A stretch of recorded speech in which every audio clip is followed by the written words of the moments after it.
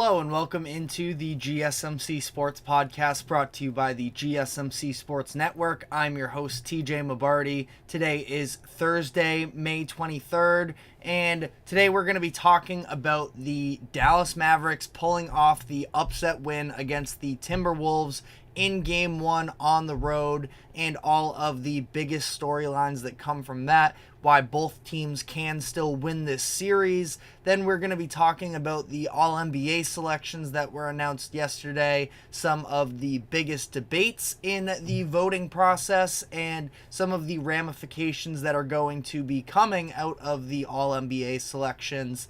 Then we're going to be talking about the Cavaliers' decision to fire head coach JB Bickerstaff. Although it is not a massive surprise to me, I still do think that it is something that definitely has its fair share of debate surrounding it. I don't necessarily agree with it 100%, so I'm going to be diving into the pros and cons of that decision. And then we're going to be finishing off the show by talking about some NFL OTAs. Justin Fields spoke to the media and he had comments about his expectations for the upcoming season, not thinking that he is going to be on the bench all year long, how Russell Wilson may react to those comments, and what the Steelers should choose to do at that quarterback position. And then finally, some thoughts on the stars that are missing or that are holding out currently in OTAs as they try and get some updated contracts. But before we get into the show, just a reminder to like, follow, subscribe wherever you keep up with us. To our viewers, be sure to use the comment section to give us your thoughts on the latest happenings in sports. Make this show as interactive as possible. And if you would consider leaving a tip or donation, you can use the link that is streaming across the bottom ticker. That is gsmcpodcast.net. Anything would be greatly appreciated.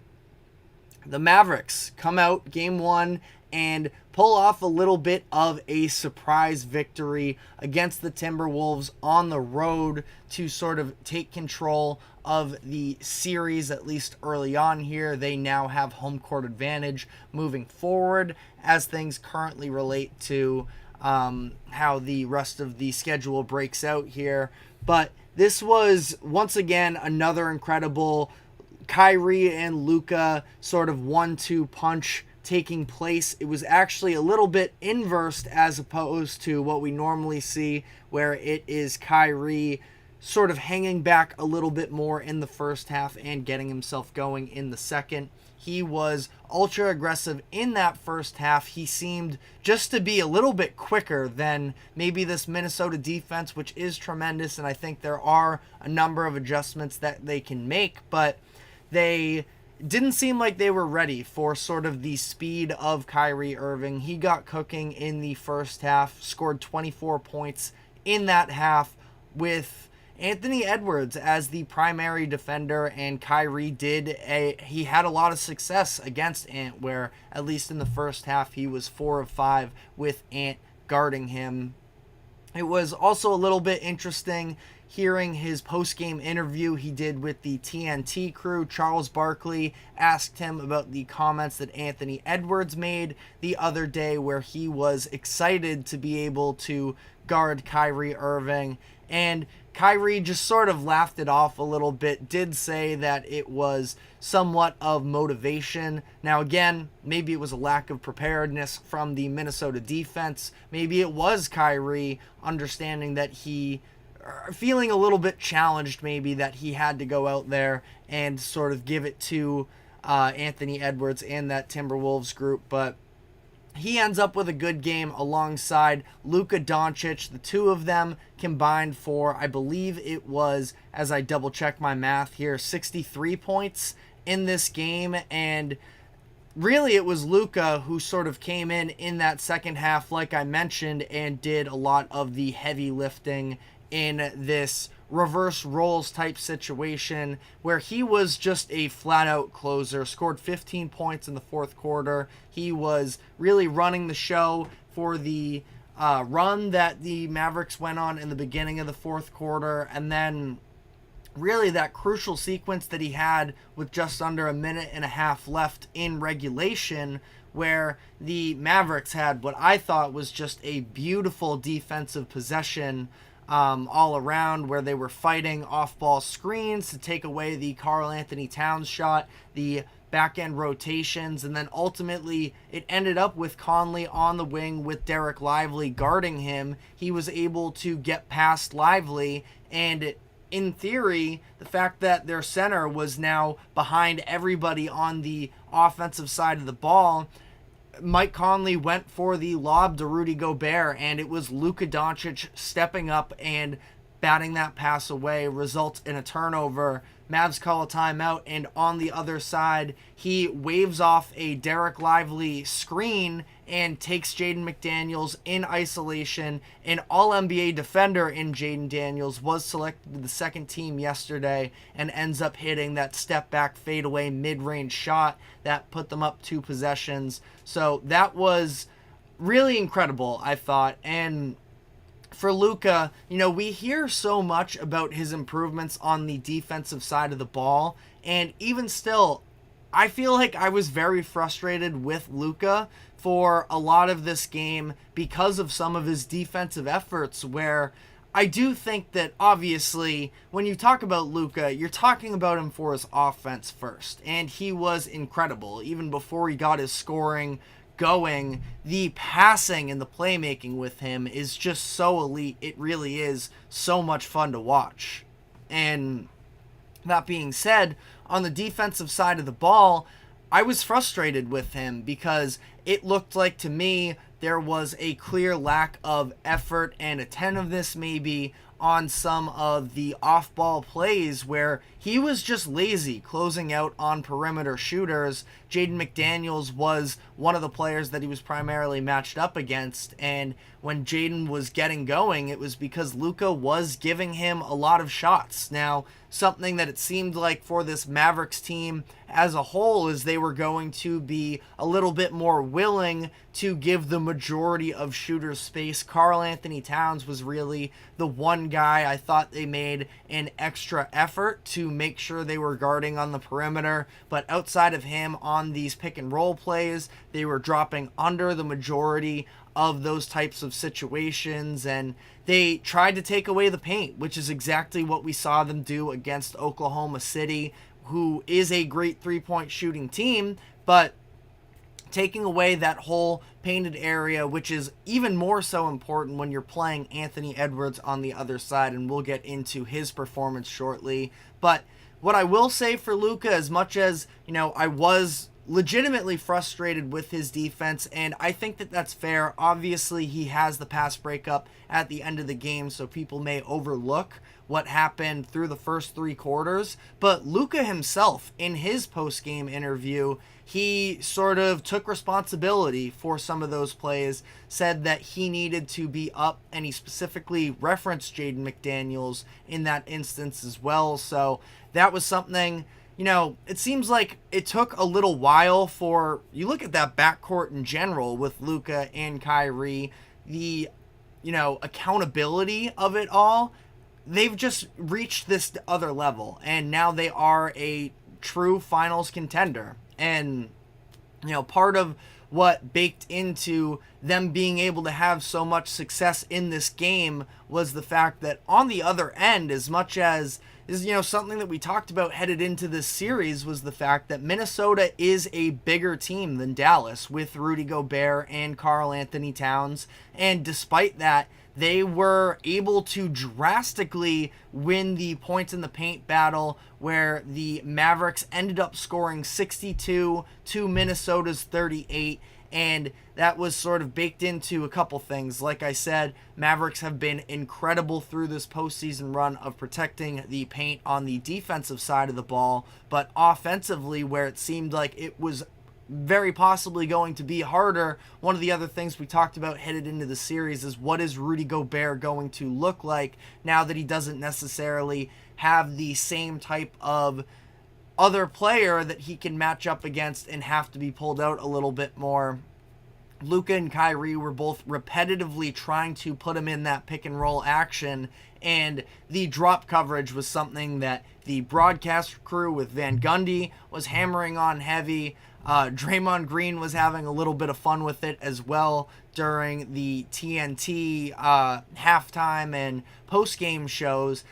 But it's true, Rudy Gobert was pretty much in no man's land for a lot of this game, where Luka and Kyrie were able to use screens to get themselves mid-range looks. Gobert wasn't necessarily blitzing and making things extremely difficult on them there, but he was giving these late contests that also opened up the lob possibilities for Derek Lively and Daniel Gafford, who were both incredible in this game, combined for 19 points. Derek Lively off the bench with 11 rebounds. I thought the offensive rebounding was significantly better than I was expecting, where, again, we saw the Mavericks have success last round against the Thunder, but that was against a team that pretty much their only true reliable big man, at least, was Chet Holmgren. I know that Jalen Williams, the one out of Arkansas, was getting some run as well, but for the most part it was just Chet, and outside of that they are a smaller team. But even still, just the activity level of Lively and Gafford was so impactful in this game, and as a result we saw Rudy Gobert really struggle to find his impact in this one. So that's absolutely something that the Timberwolves are going to have to look to. Now, if you do look at the box score, he was one of two players with a positive point differential in this game. But I don't know, at least from the eye test perspective of this, Minnesota's going to need to make adjustments on the defensive end, and I absolutely think they have the personnel to and try and make these improvements. But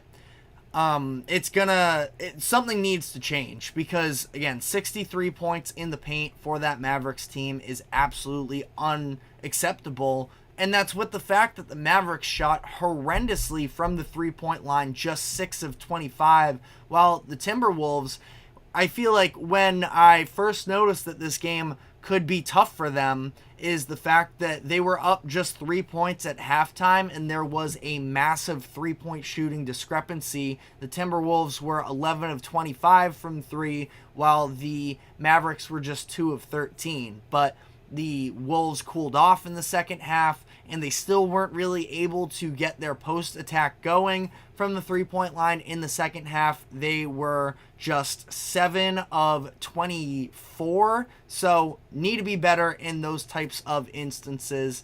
But it's not just the 3-point shooting, because ultimately they end up shooting just under 37%. 49 attempts, by the way.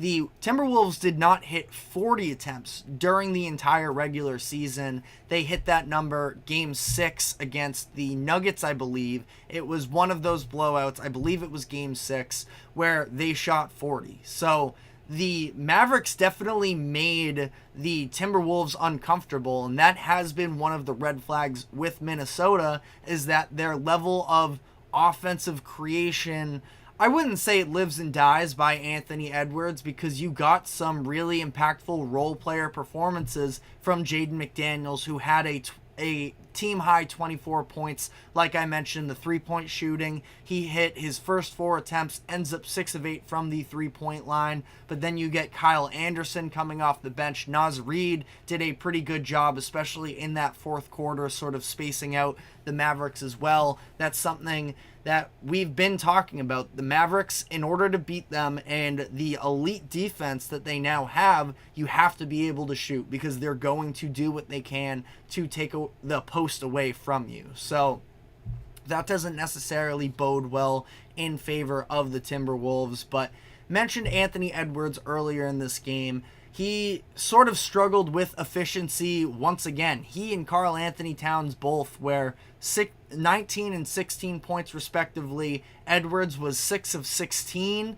Towns was 6 of 20. But the most notable thing for Edwards is that 12 of his attempts were from 3. That is not who he is. He's a downhill scorer first, But again, the Mavericks took that away from him. He had just 4 shots in the paint, only 2 of them at the rim, and that is not the style of play that Edwards wants to participate in. He is obviously, like I said, more of a downhill guy, and I wouldn't say that Edwards had a bad game necessarily, but it was clear he and the Timberwolves as a whole were sort of outmatched to some degree in the fact that Edwards was just constantly running around trying to guard Kyrie Irving. He was struggling there, and the announcers touched on it briefly, but he looked gassed by the end of that game. And I think that it sort of caught him and the rest of the team as a whole by surprise how much the Mavericks were able to sort of have their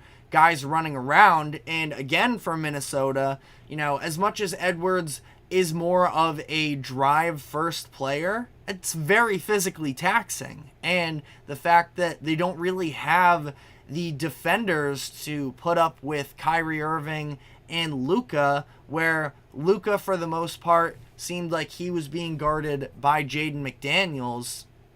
I don't really know who that option is for Kyrie, because Mike Conley isn't necessarily a defensive option in that sense, and it's kind of has to fall on Anthony Edwards. But if that's the case, then who is going to be able to pick up the offensive load? That feels like an area where Karl Anthony Towns has to do better. But again, ultimately, both teams can be talking themselves into this is their series moving forward. The Mavericks feel like there was such a wide margin in terms of three-pointers made. The Timberwolves hit 12 more threes than them. The Mavs themselves shot 24%, so you have to imagine that is going to be better.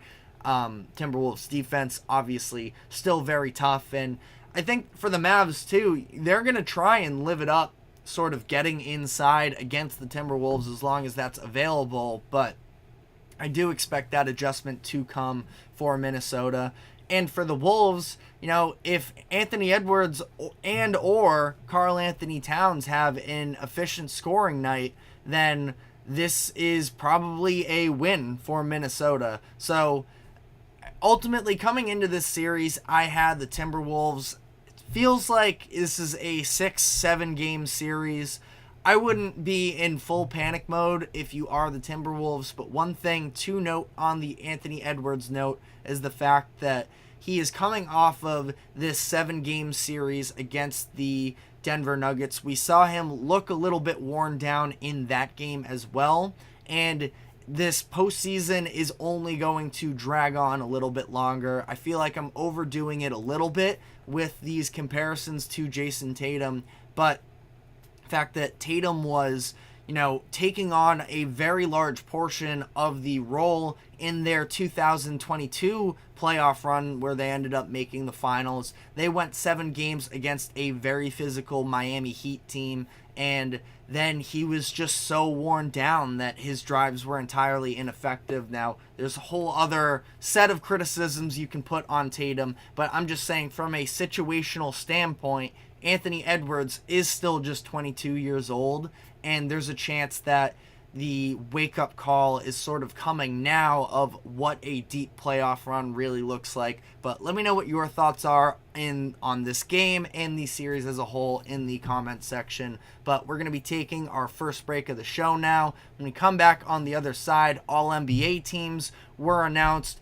Jason Tatum versus Jalen Brunson, some debates around the third team as well, and some of the financial implications for these selections. We're going to be diving into all of that, so stick with us, and we will be right back after this quick break. I feel like I'm losing my mind. Is everybody in the world blind? Please, Lord, give me a sign, a sign. I feel like I'm losing my mind. Is everybody in the world blind? Please, Lord, give me a sign, a sign. I wanna be the greatest. Everybody on the fake shit. I look around and feel like everybody is the fakest. I make this every day and I'm impatient. Hoping one day I blow up from the basement. Statement, the top is so vacant. I don't hear shit that I think is amazing. Waiting for my day when I'm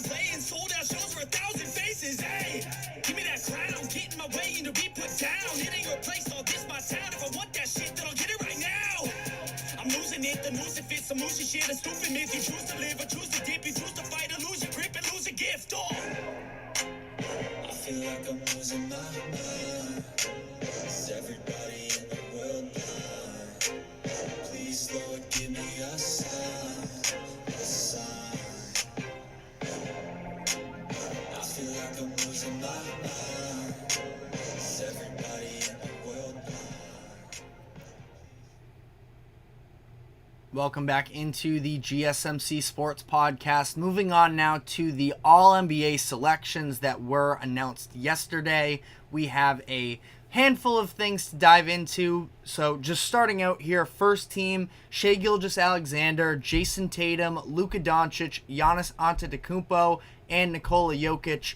All pretty straightforward in my eyes. I think that first off, SGA and Jokic, both unanimous first-team selections. No surprise about that. Luka Doncic was one vote off of the unanimous status. He had 98 first-team votes, but one second-team vote. So, not really sure what the case for that is. I'm curious if we'll get any answers on that. But those were all no-brainers. Now, Jason Tatum and Giannis, I think, are both deserving. They are who were on my selections headed into this whole process. But the love for Jalen Brunson that had built up during the final month or so of the season did make it at least somewhat of a debate. Ultimately, when you look at the voting, Jalen Brunson, well, you look at the closest to, because as much as there were a handful of people that were sort of calling for Giannis to not make the first team, he was dealing with the injury down the stretch of the season. The Bucks were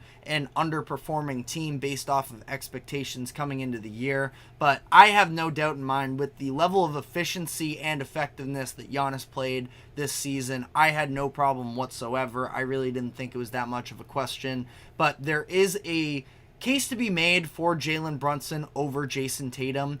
Ultimately, Tatum got 427 points in the voting format that they do. Jalen Brunson had 368. So ultimately, it wasn't all that close. Tatum had 28 more first team votes, and I've already talked to a handful of Knicks fans in my life about this idea. Our host here at the GSMC Sports Network, Nelson, who runs the basketball podcast, he immediately reached out to me and one of my other Knicks friends as well. And my case is, I do think that the criteria for All-NBA is slightly different than MVP, because Jalen Brunson, based off of the surrounding factors and the, again, sort of a little bit of the idea of expectations, he was a bigger storyline 1000% than Jason Tatum, and he played extremely well to the point where he rightfully had more MVP votes than Jason Tatum did. But I think that All-NBA is just slightly different, where it sort of takes in the bigger picture of the season. Are you the best player? And for Tatum, being the best player on a 64-win Celtics team that was top 3 all-time in point differential, and there being no other All-NBA selections from the Celtics, I think that it's really silly to get up in arms, I think, anyways, about the idea of what your placement is on All-NBA. But, again, I think that especially sort of taking in the full circumstances surrounding both of these players, I personally just feel like Jason Tatum was very rightfully deserving of that first team spot, and Brunson, if he made it, I don't think it would have been an atrocity by any means, but I fully defend the voters who decided to go Tatum over him. But let me know in the comments section, because I know that is definitely a point of contention for a lot of people. But Brunson was joined on that second team by Anthony Edwards, Kevin Durant, Kawhi Leonard, and Anthony Davis. I feel like, and we've talked about this at length already when talking about the other awards that have come out. The fact that it comes out all this much later after the regular season just sort of skews in these other postseason narratives that come into play. I do think that Kawhi Leonard was deserving of All NBA second team specifically as well, but because of the fact that he wasn't able to go in the postseason, I think a lot of people are a lot more down on him. But he was tremendous through the first half of the season. He wasn't bad in the second half of the season, but I mean, we were seeing efficiency levels from Kawhi that we've really never seen other than maybe the 2019 Toronto season. But I had no problems with the second team generally. Third team was LeBron James, Steph Curry, Domantas Sabonis, Tyrese Halliburton, and Devin Booker. Now, this is where, again, you get to the bottom of the list. That's where the debates really start to come in a little bit more. Ultimately, I can't be all that mad with the voting as a whole. Now, I did, and possibly it's my Celtics bias. I acknowledge that, but I don't know necessarily if I would have considered Tyrese Halliburton to be an All-NBA player this year because of how much he struggled in the second half of the season. Now, he was really impactful in that first half of the year, and ultimately we're seeing, some of the highs of his postseason as well. So I don't think that this is also any situation where it is this massive misjustice, but I don't know. I wouldn't have put Tyrese Halliburton on my ballot. I did not. But he actually wasn't even the lowest total in votes for players that made it. Devin Booker actually had less votes than him, which I can also understand a little bit. But I sort of defend Devin Booker.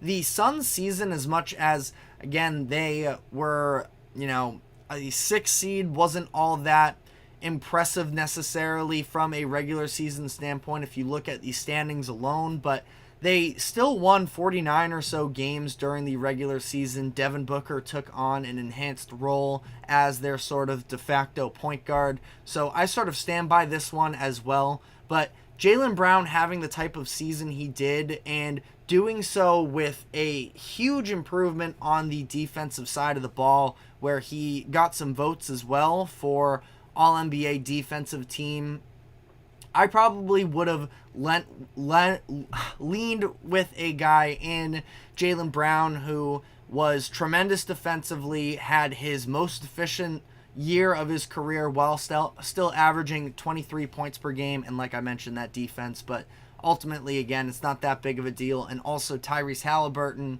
Jaylen Brown got the All-NBA selection when he needed it to get the Supermax contract. Now Tyrese Halliburton gets that as well. So ultimately, we are pro players getting paid on this podcast. So again, don't think it's anything to be overly upset with. But one thing that I did think was incredibly interesting was the Domantas Sabonis love from this one individual voter. You have to imagine it's just him. And listen, Sabonis made third team. I have absolutely no problems with it. I think that a lot of people are forgetting how good he was this season. But some of the love is ridiculous, where there seems to be this one voter who was all in on Sabonis, voted him first team All-NBA. This is a team that missed the playoffs.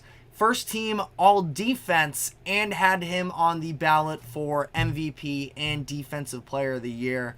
I think that's just crazy to me, especially some of the defense accolades with this, because as much as I like Sabonis, I understand that rebounding is a part of defense, but at the same time, definitely not who I would try and build around from a post-player perspective if I'm trying to build a juggernaut of a defense. But just thought that was something that was pretty funny to note on. But some of the contract ramifications, like I mentioned, Tyrese Halliburton makes the All-NBA team, headed into his offseason where he's eligible for a contract extension. He and Anthony Edwards are both on this same boat, so they are eligible for contracts that are 30% above the standard max value with their selections to these All-NBA teams. Now, we don't know exactly what the number is yet. The salary caps for next season will not be decided until July, but the projections are that it's going to be around $245 million. So, some quick math there. If we're talking a 5-year deal, that's about $49 million per year. Probably probably more than that, because I think the salary is going to jump maybe slightly more than some of the initial projections. But it's a lot of money for these players, but they are fully deserving of it, and I do sort of stand by, again, their selections. Tyrese Halliburton was a little bit more questionable, but ultimately, I think that you can't complain all too much. And then the last couple interesting notes on the financial implications of these selections is Luka Doncic and Shai Gilgeous-Alexander, who both are not actually available or eligible, I should say, for extensions until next offseason. But with these selections, also, by the way, Luka, and I should have mentioned this at the top, 5 all-first team selections in the first 6 seasons of his career. Just unbelievable. And that's where, granted, I want to put it out there that I haven't read the full article just yet, but The Ringer ranking him 4th on the top 25 players under 25, and the fact that Luka Doncic was not even in the top 3 is heinous to me. But I'm going to do some more research on that list and probably put together one of my own, so definitely stay tuned in the coming, maybe tomorrow, maybe early next week for that. But Shai Gilgeous-Alexander as well, where he can get paid big time money, where it seems like he could hit $80 million at one point throughout the course of his career by the 2030-2031 season, because of making this All-NBA team, which is just absolutely ridiculous for the most part. You know, the NBA is headed in a direction where it just makes tons of money, and I saw some people on social media talking about it's already stupid that NBA players make all this much money, but I also sort of argue on the other end that it is better than these owners just being able to sit on all of the money by themselves. But let me know what your thoughts were on these All-NBA selections. Final note here, actually, before we head into the next break, is Bam Adebayo was somebody who could have also earned a Supermax extension if he had made an All-NBA team this year, but he didn't ultimately come that close. 1 second place vote, 4 third place votes, but you know, Bam Adebayo is somebody who probably gets a little bit disrespected, I think, generally in terms of NBA fandom, but I also don't know who he would have made it over. He had a great season, but I think that the lack of, success for the Heat during the regular season this year, it's not like Bam had any, real dominant offense going for him, that he makes All-NBA first, or all first team, all defense. So he got some recognition there, but unfortunately for him, isn't going to get financially rewarded for it quite the same. But that is all we have on that subject. We are going to be taking our next break here, and when we come back on the other side, going to be talking about the Cleveland Cavaliers firing their head coach JB Bickerstaff and why that may be a mistake for them. So stick with us, and we will be right back. Looking for your daily fix of sports talk without having to pay for it? GSMC Sports Network is available on YouTube. Just search GSMC Sports Network. Get your fix of daily sports talk shows on YouTube, absolutely free. NFL, college football, NBA, MLB, MMA, UFC, fantasy football, and so much more. GSMC Sports Network has shows running all day long, with new sports shows starting every 2 hours. Just like on your favorite cable sports channel, except GSMC Sports Network is absolutely free. Just search GSMC Sports Network on YouTube to catch one of your new favorite shows, like the GSMC College Football Podcast, Chip Shot Football Podcast, Hoops and Heels Women's Sports Podcast, GSMC Basketball Podcast, and so many more. Check it out for yourself. GSMC Sports Network, now available on YouTube absolutely free. Search GSMC Sports Network on YouTube right now. Welcome back into the GSMC Sports Podcast. This morning we got the notification that the Cleveland Cavaliers have decided to fire their head coach JB Bickerstaff. Now, ultimately, I don't think that this is a massive surprise. the majority of NBA fans probably saw it coming, but that does not mean that it was the right decision necessarily. So Bickerstaff took over for the Cavaliers in 2020, actually as the interim coach, and then was promoted to the head coach. He finished his 5 seasons in Cleveland with a 170 and 159 total record. The Cavs were in a little bit of a rebuilding position when he did first take over. So ultimately, the overall record is solid, but it comes down to postseason success. And the pressure was absolutely amplified for the Cavaliers organization when they decided to trade for Donovan Mitchell headed into the 2022 season, where they gave up a lot in that deal to try and make this happen. Colin Sexton, Lauri Markkanen, who of course went on to be the most improved player and I believe was an All-NBA selection as well last year. He may have been snubbed from that, but Ochai Agbaji, unprotected first-round picks in 2025, 2027, and 2029, as well as pick swaps in 2026 and 28. So they now no longer have control over their first-round picks until 2030.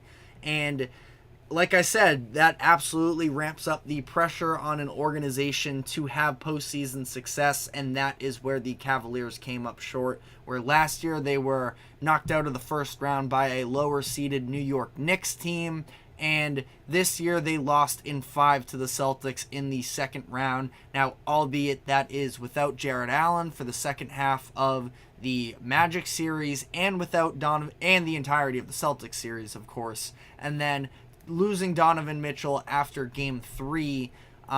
So I think that a lot was sort of being asked of JB Bickerstaff to overcome the injuries in this postseason, and I just think in his position in general, where the fit of the roster, it's something that I've been talking about for the past year headed into this past season. I don't see it with them. There is a glaring problem with sort of redundancy between Donovan Mitchell and Darius Garland.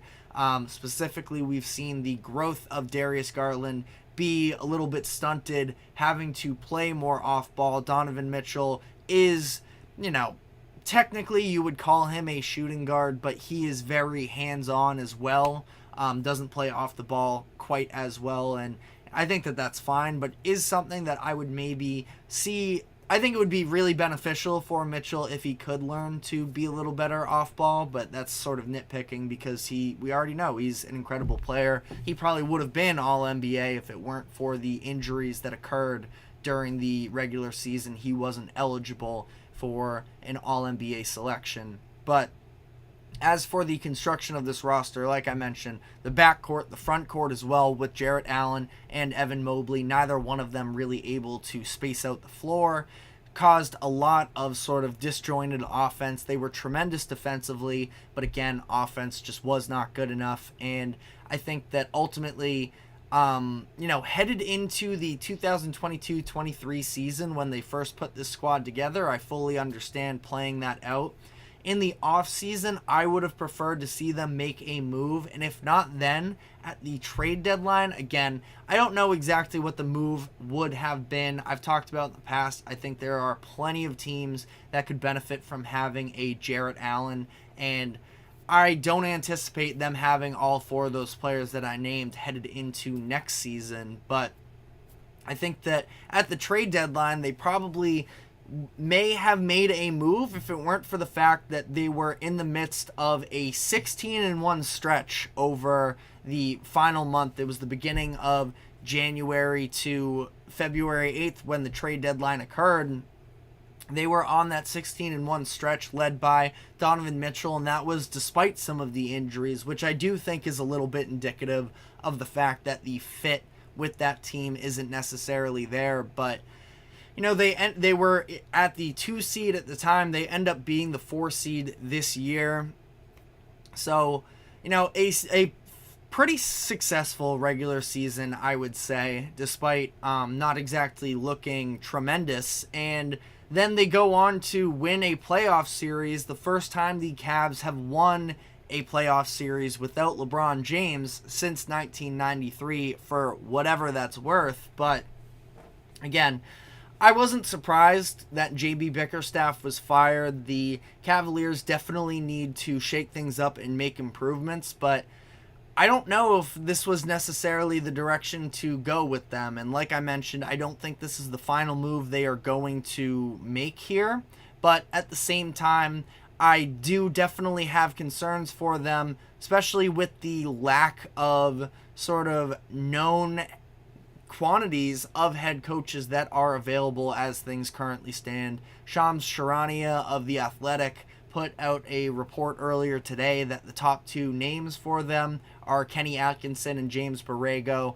Adrian Wojnarowski also threw out the name Atkinson, so maybe that works. Atkinson has a connection with a couple players on the Cavaliers in Jarrett Allen and Karis LeVert, but we saw the Bucks try and make a big-time move last year by firing Mike Budenholzer, who my feelings on him are pretty well documented. Definitely not my favorite coach in the world, but is absolutely capable. And I don't know. I mean, JB Bickerstaff, Cavaliers fans would know sort of more of the intricacies than I would. I thought that last year against the Knicks, that was a really bad showing. So I'm not necessarily fully defending Bickerstaff in terms of this is 100% a mistake for them. And maybe it just was time. Again, 5 years is a pretty long sample size to have with an organization. Sounds like maybe there wasn't a great relationship between Donovan Mitchell and JB Bickerstaff, but I don't know if I would be fully catering to Mitchell until he fully, comes out and says that he's going to have a commitment to this organization for the future. But let me know what your thoughts were in the comment section. Again, it wasn't necessarily an easy decision either way, and I'm not surprised, and this could end up being the right move for them. That's why having these injuries that sort of lead to your dismissal of the postseason, and I think the Cavaliers would have lost to the Celtics anyways, but it does sort of, at that point, what was Bickerstaff supposed to do when Donovan Mitchell and Jarrett Allen, and then you go into the final game as well and you lose your best piece off the bench in Karis LeVert? I just don't know what else would have really been expected for them, and Cavaliers are going to have moves to be made going forward. We already talked at length about some of the different rumors that have come out, Garland potentially asking out. And again, I think that they're going to have to choose probably 2 out of those 4 players, one of the guards, one of the centers, to try and build around long term.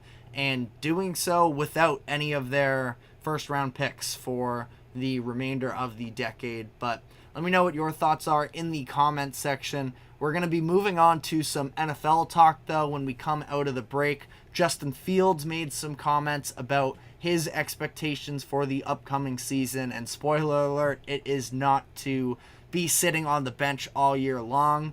So we are going to be diving into that when we come back in just a brief moment here. Stick with us. We'll be right back.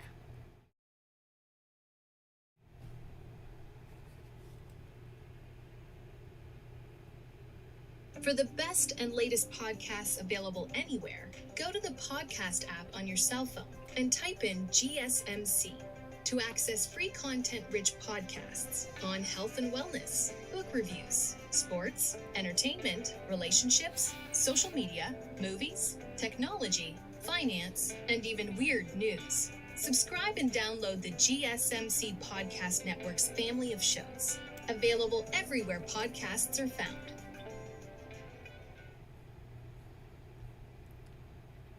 Welcome back into the GSMC Sports Podcast, where we're going to be shifting gears a little bit now to the NFL, where we have OTAs currently going on. We have some media sessions, and at one of these media sessions, Justin Fields talked to 93.7 The Fan, who got a quote on his approach headed into this season.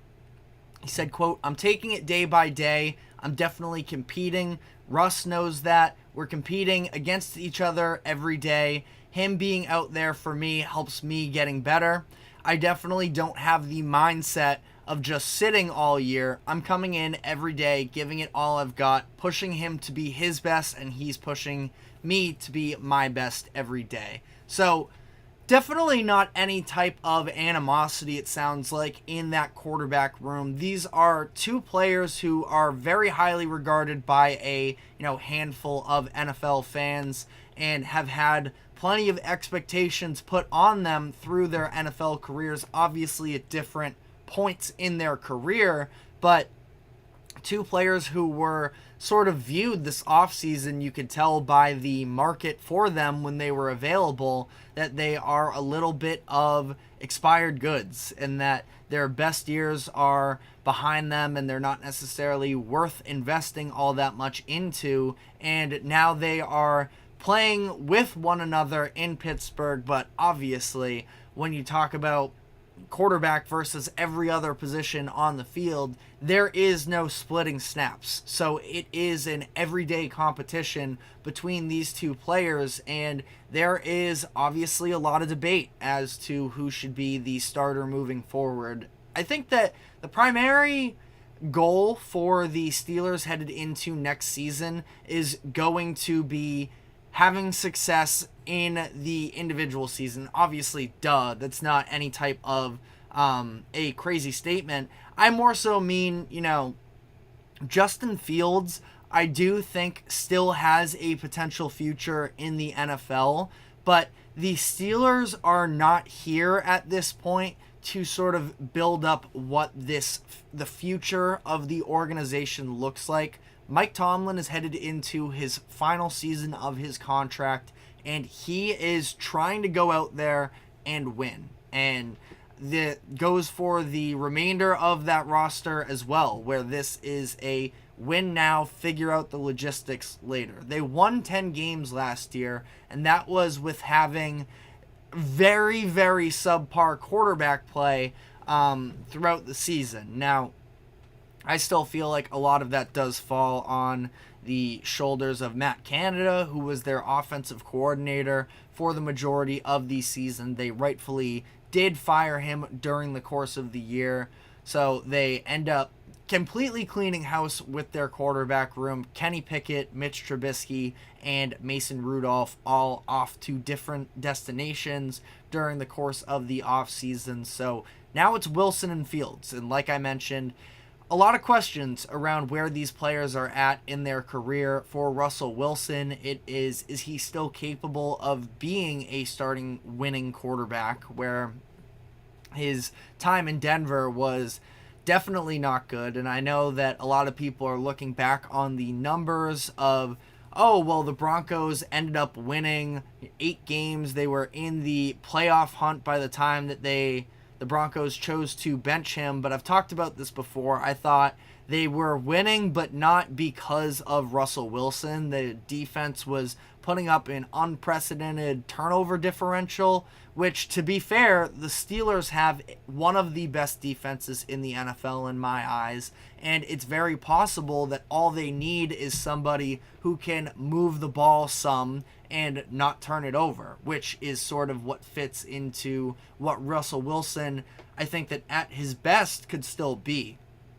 I don't think that he is someone who is still going to be pushing the ball downfield at a, very extreme rate. But if he can just be composed, smart in the pocket, make the right plays, the Steelers can be competitive in that AFC North division once again. Again, the fact that they made the playoffs last year under all of those circumstances, they were, I think, outgained in pretty much all of their games when Matt Canada was their offensive coordinator. They finished with a 10-7 record despite a minus 20 point differential. I mean, all of it together, I think, shows that the Steelers can be in a competitive position here.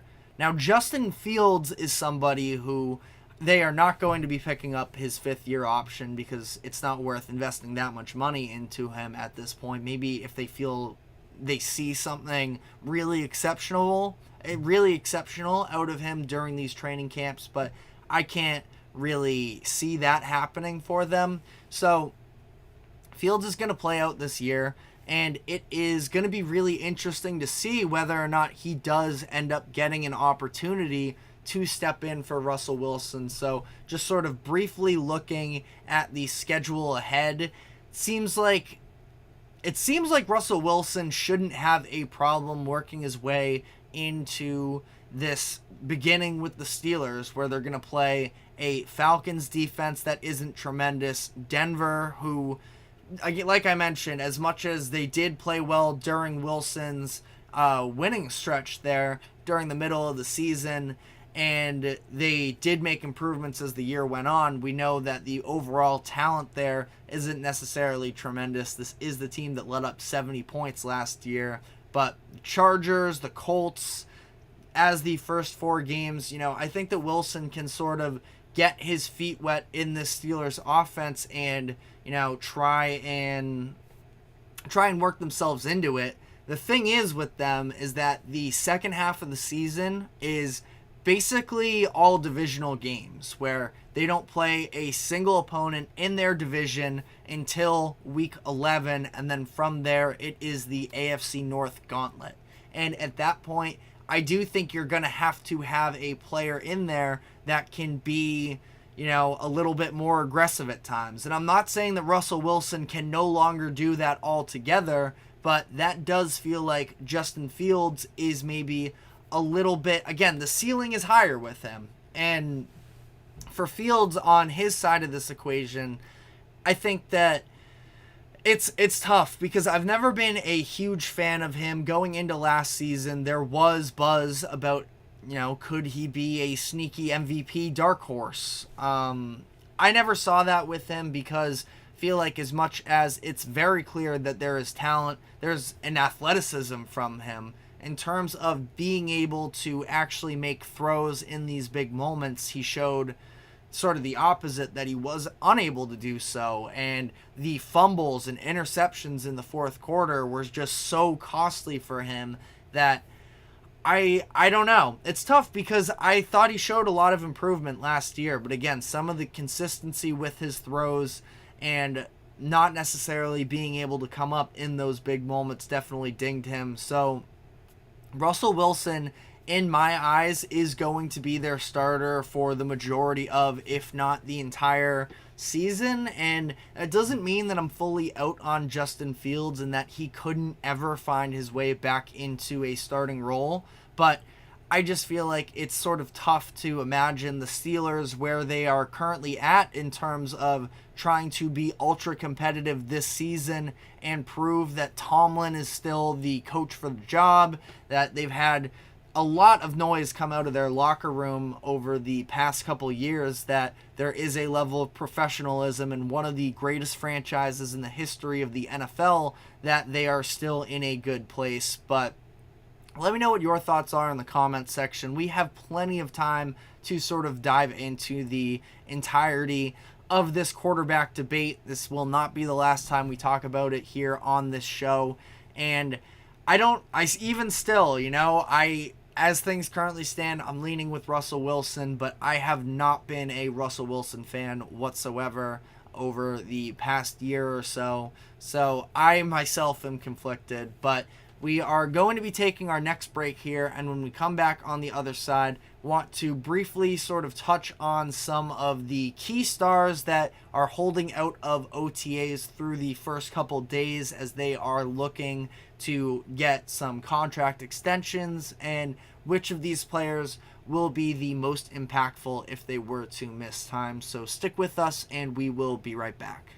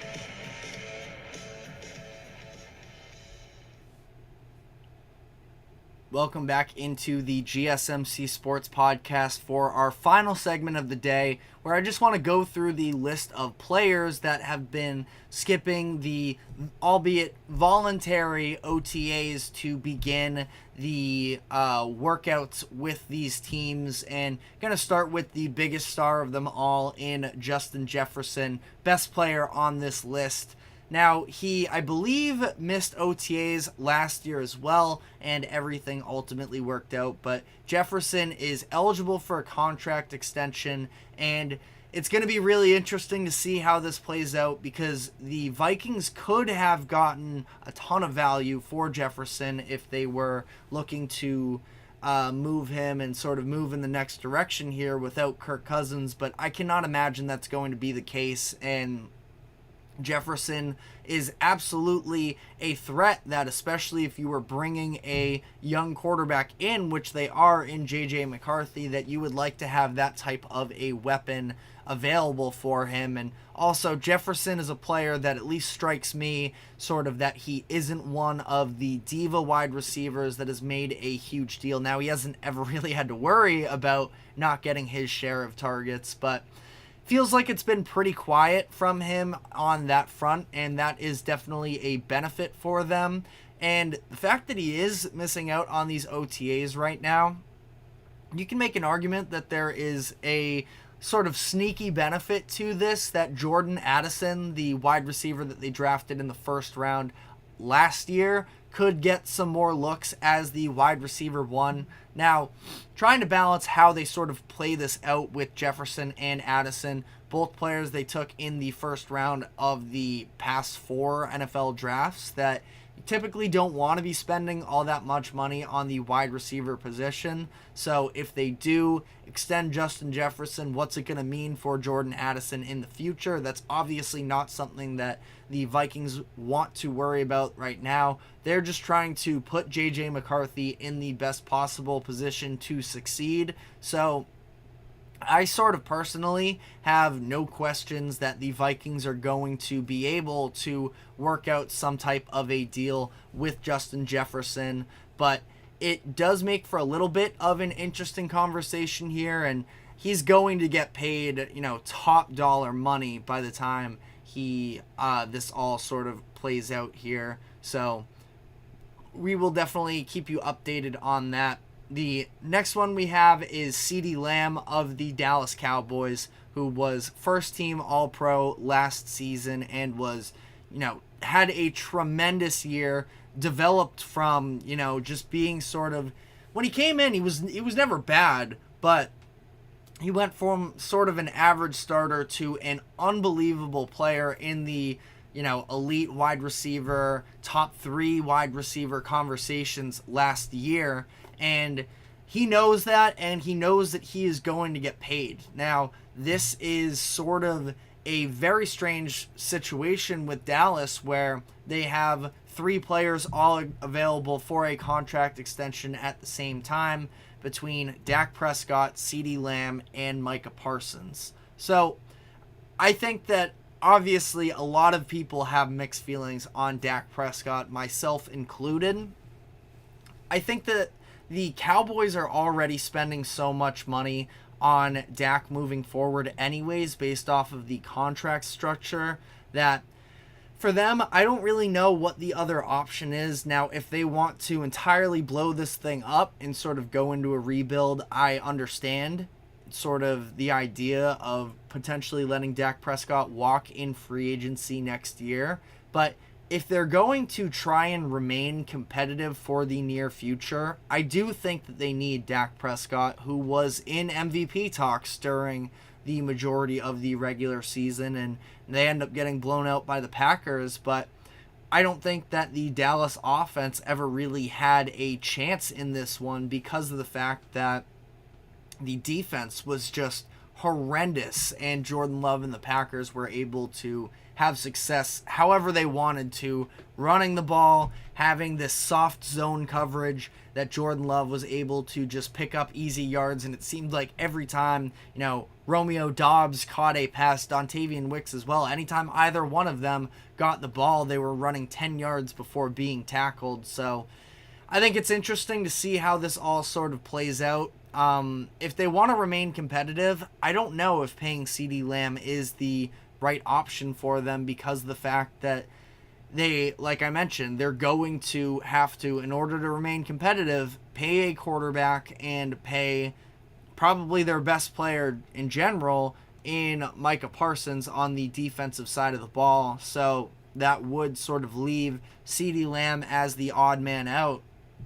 And I think that ultimately here for the Cowboys, it sounds like Micah Parsons is willing to take a little bit of a back seat in these contract negotiations in order to open up an opportunity for CeeDee Lamb to get his. But I don't feel great about this Cowboys situation in general. We probably see all three of these players still banded together when the regular season finally comes around, but I don't think it's entirely a sure thing. That being said, if they were going to trade Lamb, they probably already would have done so before the draft. Now, maybe this is a sort of play out the season and use a franchise tag on him to sort of kick the ball down the road and evaluate a little bit more. I think that's a totally valid option for them as well, although it could definitely cost them extra money if CeeDee Lamb puts up another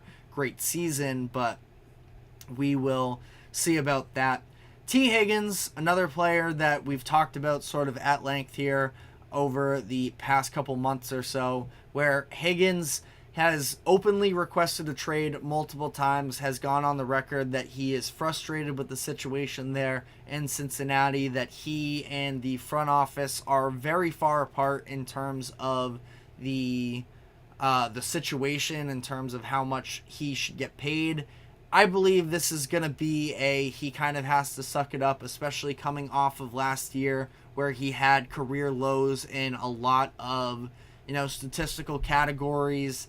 And, be that what it is, he was dealing with injuries. Joe Burrow was dealing with multiple injuries as well that helped contribute to that. But ultimately, I think that he's just going to kind of have to suck it up, and he'll probably hit unrestricted free agency next year. But that's sort of my thoughts on that. I've remained consistent there. Another player that I was sort of surprised to see on this list was Cameron Hayward, the defensive tackle, of course, for the Pittsburgh Steelers. He's been a massive piece of the identity of that Pittsburgh defense for just about a decade now, over a decade. He was drafted in 2011, and he's been incredible for them up to this point, but he's headed into his age 35 season, and it sounds like he wants to sort of cash out one more time on a big deal before he sort of ends up going off into the sunset and retiring. He's a crucial piece as well for the Steelers in terms of trying to be competitive for this season. I already mentioned the pressure that is surrounding the Steelers for this year, so I think that this would be something where they could probably even alleviate some of the financial pressure from them this season in order to work out something maybe a little bit more backloaded. But let me know what your thoughts are on all of these contract situations. If there's anybody else that you feel like is at a little bit of an inflection point with their franchise. But that is all we have time for today. Thank you very much for tuning into the GSMC Sports Podcast. Thank you to the GSMC Sports Network for allowing us to host this show. Remember to follow us on social medias for more exclusive short content. Like, follow, subscribe wherever you keep up with us. And we will be back tomorrow afternoon at 2 o'clock p.m. Eastern. So we will see you then. Take care.